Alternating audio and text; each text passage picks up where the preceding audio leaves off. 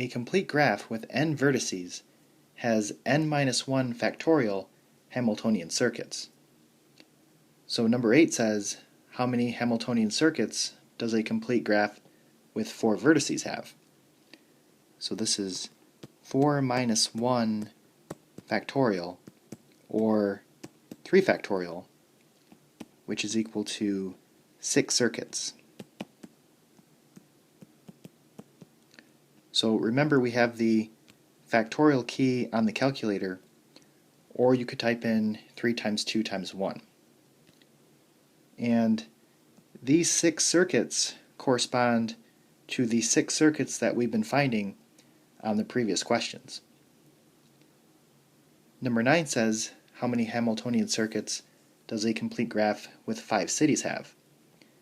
So it doesn't matter if they say vertices or cities, it's the same formula.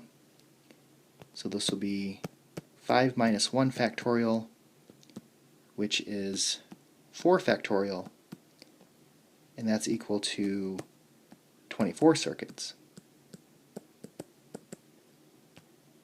Next is 8 cities, which will be 8 minus 1 factorial, which is 7 factorial, which is equal to 5,040 circuits.